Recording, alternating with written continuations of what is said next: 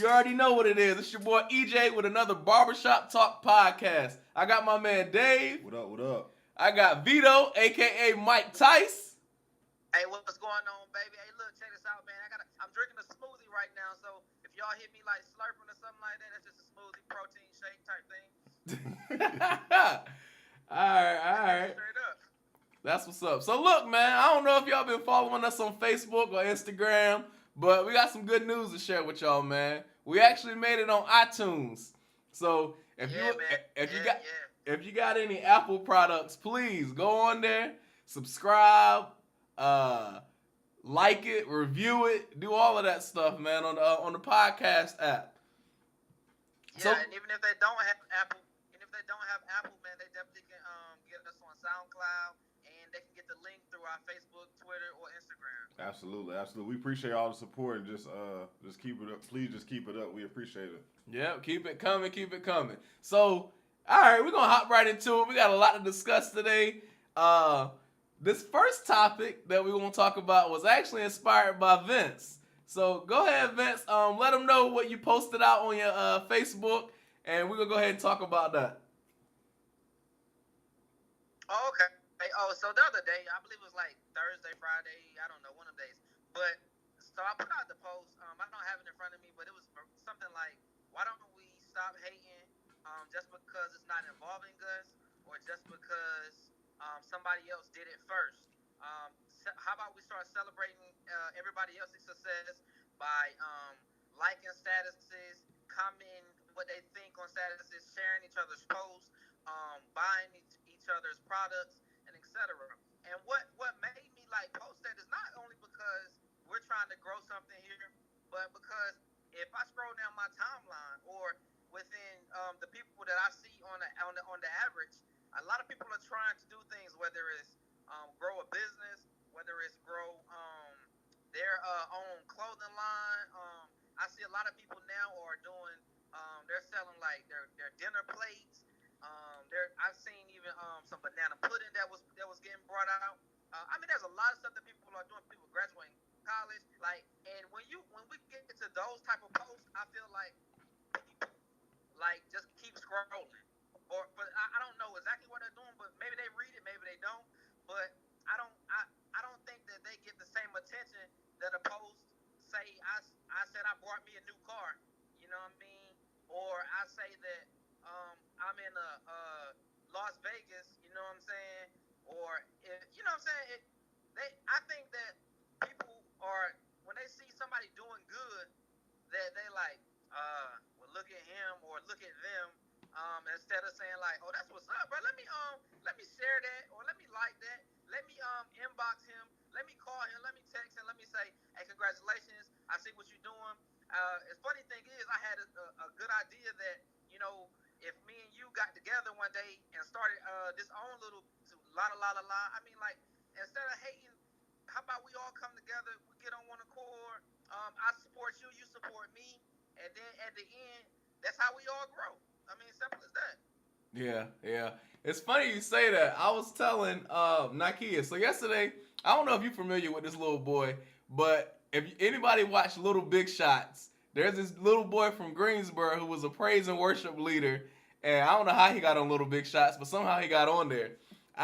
Me, Dave, and Nakia actually saw him yesterday at a Community Day festival that this church was having. So I was out there. I asked his dad if I could take a picture with him. I posted it on Instagram. I almost got 100 likes on that picture. We ain't doing nothing special. Maybe they know the little boy, maybe they don't. But to your point, what you were just saying, a couple days before that, on Wednesday, I posted out a new Barbershop Talk podcast. I got like 2 likes on it. And that's not to say that people aren't seeing it and that they're not taking action and clicking the link and doing all of that. You know, there's no way for me to get the numbers for that. But I'm just shocked that what people will click on and like and comment on when we've been begging, and not begging, because we've gotten a lot of support, but we've been asking our listeners to comment, to leave feedback, to give us topics and stuff to talk on. And some people have been doing it. but not as many as the listeners and the stats are showing when I go back every week to see how many people listen to each of the podcasts. Right. I think what it comes down to, social media is funny, bro, and it's like, you know, that's not the barbershop talk podcast posts aren't sexy. Like what it is, like I'm serious, because like the fat booty girl always gonna get 200 likes easy. You know what I'm saying? In the first 5 minutes, bro. Every time, like if you go down Instagram and girls that be like taking pics in their club outfit gonna get dumb amount of likes. Yeah. But if somebody just bought a new house, now those huge events they might get likes. Yeah. But generally, if it's something uplifting or whatever, like Vince was saying, man, people don't really show it as much love.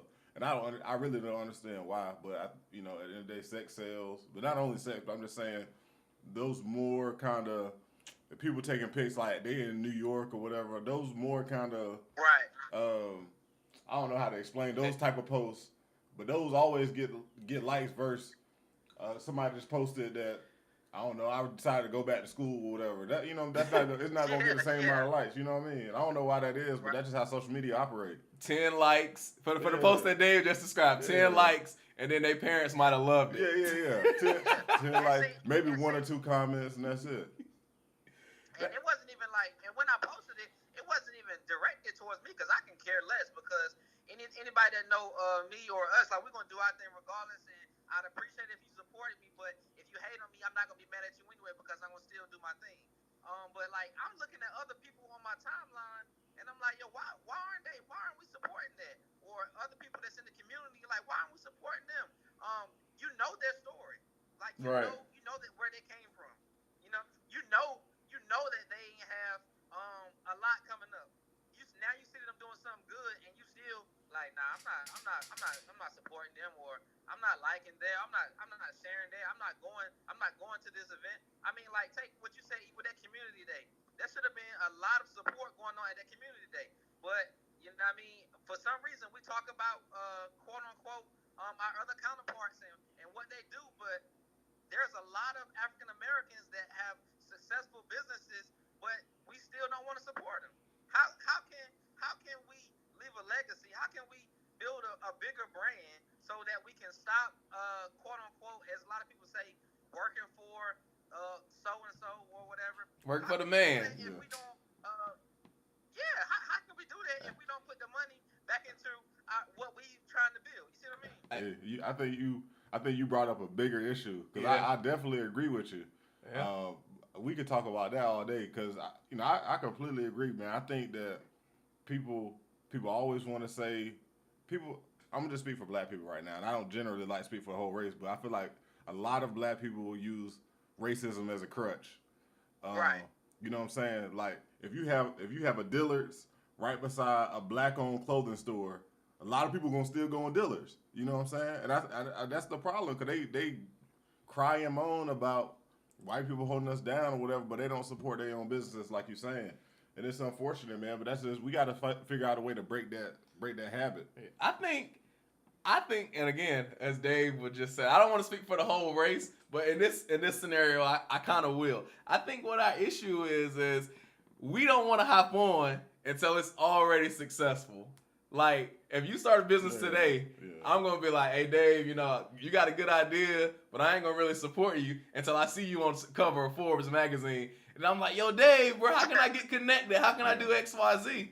And then the second piece to that is I think that when it's black versus black in terms of consumer type relationships, I think that we always want to hook up. We always want a discount. We always want like, hey, yo, Dave, remember we played ball together, bro? You think you could throw me an extra something? Yeah. Like when you go into Dillard's, as Dave just said, unless you one of our daddies, you're not asking for a discount. Yeah. You go in there, you pay the price that Dillard's set, and you take whatever merchandise you got, and you go on about your business. Yeah. And so, my bad, go ahead. No. And so, there was another post, and I'm glad you brought this up, Vince, because you segued right into it, and you didn't even know. Forgive me if I pronounce your Facebook name wrong, but I think it was Terrence Blunt. Did that name sound familiar to you, Vince? Yeah, that's Fat Daddy. Okay, Fat Daddy. So maybe, well, from what I see, he's doing well for himself. He joined the military. He doing his thing. He put up a post probably 2 months ago before we even started the Barbershop Talk podcast. And bruh said, how powerful would we be if most black people, or maybe 3 or 4 black people, took their tax refund and started a business? Yeah, I seen that. Yeah. And I shared it out. And I thought like, yo, most black people are, and again, this is most, are getting a nice hefty refund, but then they go and blow that money on something else. And I'm sure they do that in other races and other cultures as well. So I'm not pointing the finger at black people, but I'm just saying, for our black community, what would it look like if three couples got together, took $2,000-$3,000 from their tax refund, and all 3 of them got together and built something greater than themselves? Yeah, that's big. And I think when I seen Fat Daddy posted, I automatically thought like, yo, some of these people are getting $6, $8, $10,000. Right. If you now listen, like, if you're responsible, I know in not all cases, but if you're responsible, most people, I would like to say, not all, like I said, most people don't need the tax money. It's just a plus to help me get over some more humps. You know what I'm saying? Like I can pay a whole lot of bills off. I can go on my trip now. If I want to go on a trip, I can you know what I'm saying? I can do those things now. But most people, you know what I'm saying, can't go without the tax money. So how about, you know what I'm saying, it's just a sacrifice though. So if they sacrifice living like they were living before they got that $8,000, and like you said, put 3 or 4 of those together, that's $32,000 that they can put on the down payment of their new establishment or the loan towards getting certified or something. You know what I mean? Like, yeah, that would take you to a whole nother level with just one time. And imagine the next year when it come around. So now we got another. Now we see the fruits of our labor. So now we got another $24,000 to $32,000 to invest in it again. And I actually, when I seen it, I said, you know what? Next year, I'm gonna do that. yeah. And Fat Daddy, I appreciate you because I don't know where my brain was at and where my brain's been at. But next year, I got you. I look. I show you better than I can tell you. So it's funny, like, for me, and I don't know the exact numbers, but one of the biggest industries would be hair weave in the black community. Seriously. Like, people spend so much money, mostly black women, spend so much money to get their hair done and to go to the beauty supply store, but you will be hard-pressed in this area, and I'm sure maybe like in Atlanta and the Californias, the New Yorks and stuff like that, but in this area, there's not too many black beauty supply store owners. I don't know of any, but to give, I'm not trying to play devil's advocate because I agree with y'all. Yeah.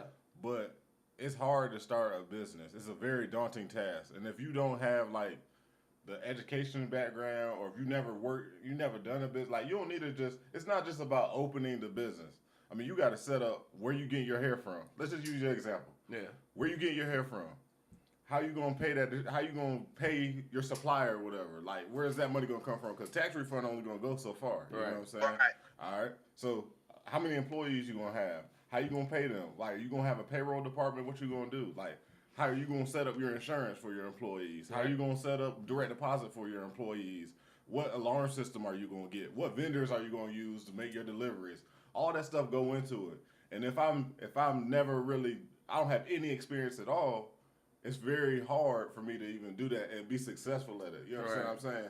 So I'm not saying that. I completely agree about what he said, that we need to, people need to invest their money. Really what it comes down to is invest your money instead of blowing it. Right. Instead of going out and getting a new car, get some new rims or whatever, invest your money and build it for the future. I completely agree with that, but you got to do it smart because I'm telling you right now, if I go try to start a weed business, I'm going to fail. Just because I don't know, I've never been a business owner. Yeah. You know what I'm saying? And if this the only money I got is a tax refund, then I don't have enough room for error, you know what I'm saying? Yeah. But I also think, with that, we'll just say the $30,000 that Vince was talking about. With that $30,000, you could go to a bank with, again, this is still assuming that these people want to do this and they do some research, because there's definitely a lot of research that goes into it. But they can present a business plan saying, hey, this is how much money we have in this such and such account. We need a small business loan just to get started. And so I think back to what you say, you have to want to know how to do it. You got to do the research. And then I think it's all about we always talk about this, getting a good team around you. Because if I wanted to start a hair weave business right now, I would just be an angel investor. I don't have no experience. I don't even want to be in that arena of that type of business. But I would put some money up to support a black business who was wanting to do hair weave, to kind of bring some of that money and put it back in our community. Right. No, I feel you on that. That. Now, the investment part, I completely agree. But if I'm saying if you're starting it from scratch, then that's where I think that you're going to run into some challenges, man, because it's just hard to start a business. There's a reason that, although I don't agree with it, there's a reason that owners of businesses get to make their own hours, get paid the most, get to do whatever they want, basically, and that's because they take the most risk. At the end of the day, if they lose everything, we all, the employees, get to walk away. Yeah. And they done. It's a wrap. They got to file bankruptcy and all types of stuff. It's a wrap for them. So there's a lot of risk associated with it. And I think that would be, for me, that would be the scary part. And I just think the other second half, to speak on the loan, call me a conspiracy theorist or whatever, but I think that there are mechanisms in place that don't allow most black people to get loans. No. I really firmly believe that not even most black people. I think the people that have the majority of the money in this country want to keep the money. So I'm not talking about just black people. I'm talking about all minorities and even lower income white people. They're designed. They make it hard for you to do. You got to jump through so many hurdles. Either you give up or you don't know how to take the next steps. You know what I'm saying? No, I definitely. I work for a bank, not at a bank. But I definitely, when I'm doing my modules and my testing and stuff, they're supposed to be non-biased, but I know exactly what you're talking about. Yeah. Plenty of times people go to a bank and because of the way they dress or the way they talk or the way they look, they're going to get turned down and they're going to come across as what they say, non-credit worthy. And so I'm definitely following you on that. But then I was thinking, in the bigger cities, like, again, California's, and I maybe Atlanta, I'm not sure, but definitely D.C. and New York, there's always like a Chinatown and a little Italy and a little Mexico or Cubana or whatever. Jamaica Queens, right, all of those things. And so while I would like to believe that Black Wall Street will be successful if we bring it back, I also think that, back to what I said earlier, I think that we would just not support each other. It would be maybe a couple businesses in this little row, a little community of black businesses, but I also think that it would be hard for them to, get the support they need and work with the community and things like that. Yeah. Because I always go back to like the Baltimore riots. And while there was a lot of stuff going on in Baltimore at the time, I don't necessarily agree with tearing up the community where you reside. Yeah, I think that's stupid. I'm just be honest. I think I'm not gonna burn down my apartment because I'm outraged about something. I need to go burn somebody else's joint down. That's stupid to me. Right, and so I think that's a problem a lot in our communities, that if something is outraging us, then we're going to just tear up our community. Well, all right, and black people defense, you can't, first of all, to go back to what you originally said, you can't compare us to another race, though. Our history is totally different than all those other minorities you said. And I think we are kind of in this weird place where sometimes we kind of cool with white America, and then a lot of times we aren't. So it's like, there's some black businesses that don't need black support to be successful, if that makes sense. If you're the right black person in the right little community, then you can have a bunch of white support, if that makes sense. Because really what it comes down to is white people, for your business to really pop, white people have to shop at your business. That's just point blank period. It don't matter who you are, whatever. It don't matter if you're white, black, Asian, whatever. For your business to really pop, white people have to shop there. Yeah. You understand what I'm saying? But if you like Bob Johnson that owned the Hornets, he didn't have to only have black people come to his games. Right. You know what I'm saying? So it just kind of, you kind of, black people are very unique, and to me, I think we very unique. I don't think there's ever going to be a Black Wall Street again, just because we had. I think a lot of those communities you name are built out of necessity, because we're not gonna go shop at the little Asian herbal remedy store, right? Like where they eating elephant tusk yeah. for arthritis. You know what I'm saying? Yeah. But other Asian people are going there. You know what I'm saying? Yeah. You feel what I'm saying? though? That's out of necessity. Our culture crosses all those lines. That's true, because black people eat sushi. Yeah. we eat chicken, duck, all types of stuff. I get what you're saying. So I just think that we don't have to box ourselves in and it's like we don't have to be like a little Italy where they only have pasta places and they have only Italian meats and we eat all that stuff. So I was about to say, to your point now that you say that, we kind of we don't even have a culture. I mean, we have a culture, but we don't have a culture that's so enriched and I don't even know the word I'm looking for, but like you said, we don't eat snake in the black culture, and then everybody else like don't eat it. Like there's nothing very specific. Well, not say nothing, but we'll be hard pressed to find something that we do in our culture that we only do. That we need to have a small community around because it's just us. That we the only people that do that. I agree. That's because the majority of us we've lost the culture that we had from Africa. You know what I'm saying? Yeah. So we just adopted a new culture. And it kind of it's grown and transformed, and now here it is. You know what I'm saying? But we do a little bit of everything. Yeah. So jack of all trades. Yeah. Master of none. You ain't lying about that. Master of none. That's what's up, man. I wanna switch gears here and talk about HB2, man, and what's going on in North Carolina. NCAA and ACC and the CIA and the Blees and all those different acronyms, man. So you know, I'm gonna step out and just let y'all. Let me just say for starters, I am not racist. I am not homophobic. I'm not. I love everybody, whatever you do is whatever you do, and you cool with me as long as you don't cross me any type of sideways. You respect me, I'm gonna respect you. Let me just start by saying that.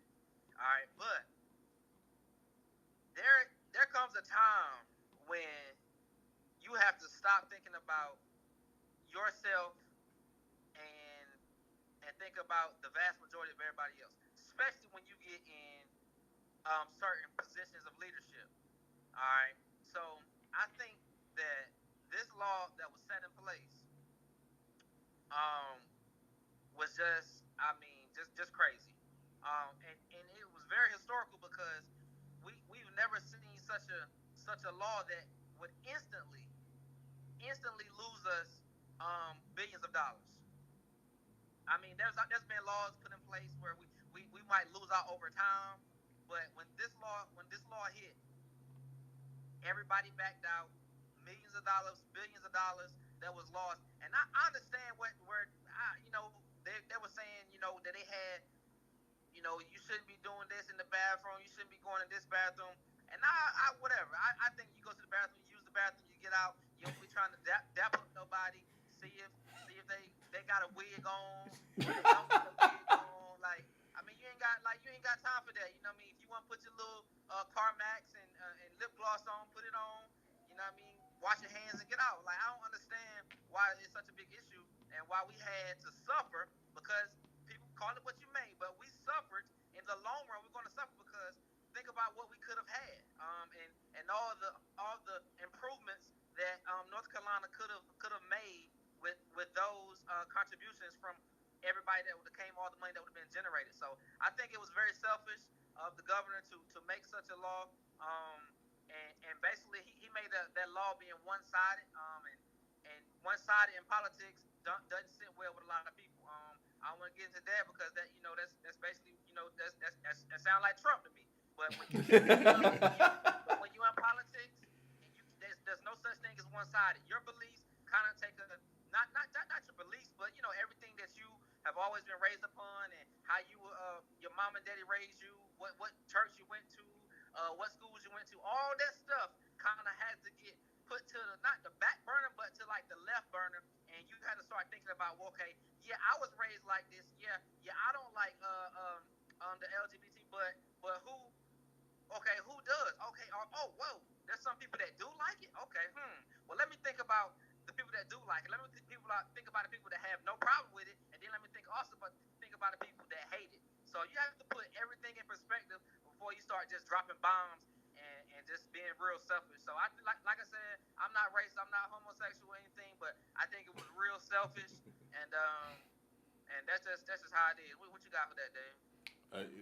I agree with a lot of what you said, man. I think that I said from the beginning I thought it was a terrible law, but unfortunately, I am well aware. Although I love North Carolina, I understand that North Carolina is a very southern state, and traditionally it's a very conservative state. So I don't know if I'm surprised that the law actually happened. Because at the end of the day, it's people that are not cool with the LGBT community, and I think the law is that is showing that those people are here. I'm glad it got repealed. I don't think the replacement or the new legislation that they passed, I don't think it's perfect. I think there's a lot of holes in it. For example, cities, municipalities, and all that, they can't pass any anti-discriminatory laws or ordinances in place for the next 3 years, I believe. Yeah, so the year 2020. Yeah, so they can't safeguard that community anymore, and I think that's unfortunate. But I'm glad it got repealed. I saw the NCAA said they're going to consider North Carolina again for their championships, which to me means that they're going to come back to some degree because you got an ACC headquartered in Greensboro. They always had ACC tournament in Greensboro for a lot of years, so. I'm happy. They always have games at Carolina and State for the NCAA tournament, so that'll be good for jobs and to generate money and whatnot. So I'm glad that Roy got it done as far as repealing it, and I hope they continue to get it right. I think again, I feel like Vince. I try to pride myself on treating everybody fairly, so I'm not racist, homophobic, or anything like that, and just to put it out there, I don't have a problem with the LGBT community. What y'all do, who you fall in love with, don't have nothing to do with me. And I would like the same respect. So it's not really a big deal for me. That don't affect my life at all. But I understand there's people that, for some reason, they just think that these people can't control themselves and they're going to go in these bathrooms and just expose themselves to little kids or try little kids or whatever they're thinking. And I just think that's asinine. Hey, Vince, let me see if you really watch First Take. That's asinine, All right, you don't watch First Take for real. You don't know what I'm talking about? Nah. Bruh, you remember with Steve? I'm over here like Asa what? Bruh, Stephen A used to be that's Asa 9, Asa 10, Asa 11, Asa 12. You know, bro, you don't watch no First Take. Anyway, people out here that watch First Take gonna know what I'm talking about. But anyway, yeah, the law was terrible, man. It was a bad law, and I'm happy. It makes me proud that it's getting repealed, and I hope they continue to fix that. Because it could be anybody. The next group could be anybody that get persecuted like that, man. They could pass a law where we go back in time. They pass a law where black people can't use the bathroom no more. You know what I'm saying? So, yeah, you gotta, you just gotta think about it like that. Could be you. I think both of y'all touched on it well, man. You always have to put yourself in the other person's shoes. And I like what you said, though, Vince, about the leader, in this case was used to be Pat McCrory, now it's Roy Cooper, has to take your beliefs and all of that out of it. I remember when I was at A&T, I had the opportunity to have the dinner at the chancellor's house. And the chancellor is alpha. He frat. He do all of that. But he told me, we took a picture together. He told me, look, you can't post this because when you in that type of position, the school can't be a reflection of Alpha Phi Alpha, or Alpha Phi Alpha can't be a reflection of the school. Those two things are separate entities. And so while he loves the frat and he was active in doing all of that, while he was chancellor, if that makes sense. And Right, so, right. and so I think that's important that you can't impose your beliefs and your religion and all of those things onto the masses. Yeah, and I think that's what happened. And in result, we got burnt. We got burnt. But now we trying to put on some butter on that burn. Yeah, yeah, that's all they're doing. Putting some butter on it so they can get that money back, get that green back. I told Dave the other day. I said the only reason why they moved so fast was because the NCAA told them, like, look, man, y'all better get y'all ish together, or we just gonna be out completely. And so they went in there, as politicians say, they went in there after dark, behind closed doors, and put something together, and then just threw it out there. And it was all because of the green dollar. Yeah, the green dollar, man. Like money talks. Just what it is. Money really talks. And I think at the end of the day, once you once you burn somebody, like they always remember that. Like so, for forever and forever, I mean, North Carolina will be known for um the law that we passed, and everybody's gonna always second guess. In every business meeting, when they think about, okay, do you want to host it in North Carolina? Well, you see what I'm saying? This is always going to be in the Yeah, back of didn't they have that HB2 law going right, on? right. Yeah. You know what I'm saying? Yeah. It's always going to be in the back of their mind. Yeah, I told Dave, I said, the one thing that made me upset, it's two things. It was one, because it was a discriminatory law, but then two, that they did all of that for the NCAA, and they might not even come back. Like, there's a possibility that they might not come back. Yeah. And That's so, right. you putting all of these people in harm's way for something that might not happen. Yeah. So, That's why. that's crazy. That's crazy. Look, before we get up out of here, though, man, y'all got any updates, any nuggets, any jewels, anything y'all want to leave with the listeners before we get up out of here? Yeah, man. I got some good news, man. So I actually started a new position, man, at the middle school. So I'm the ISS coordinator. I'm at the middle school, so I'm excited about that. That was real big for me. I had been grinding out. Those of you know me, I love the kids, and both of my jobs, I'm just working with the kids. But I had been grinding out, and it finally paid off, man. So I'm excited about that. I'm in a new position. It's kind of different because I have a lot of authority. I'm in administration. The position is titled under administration, so I have a lot of authority to say, like, look, you're suspended or whatever. So it's kind of tough. And then I have to contact parents, and everybody loves their child. To the parent, the child really does no wrong. So I'm in a tough position when having to call and say, look, your son is being disciplined for X, Y, and Z. So that's I'm needing some help with that because I'm having to keep it real with them. At the same time, I can't change it. You can hear over the phone what race you are generally. And so when they call me, and for the vast majority, our race are the ones that are getting in trouble, and I hate it. I hate it, capital H, and males at that. And so the ones I'm having to call about your son, and they're like, on the other end of the phone, they're like, well, is there anything you can do? I'm like, yeah, I did. I gave him several warnings. I gave him, yeah, that's what I did. I gave him chance after chance. What I mean, that I already gave him the what I can do. What I mean? Yeah. And they, and like what I mean, it's not fair, but I'm in a position where I just can't. I can't look out for you because your son got in trouble, and they don't quite understand that. But at the end of the day, I got to uphold my end of the job because I have to report to the principal. I have to report to Mr. Wallace, and at the end of the day, I'm going to do what I got to do.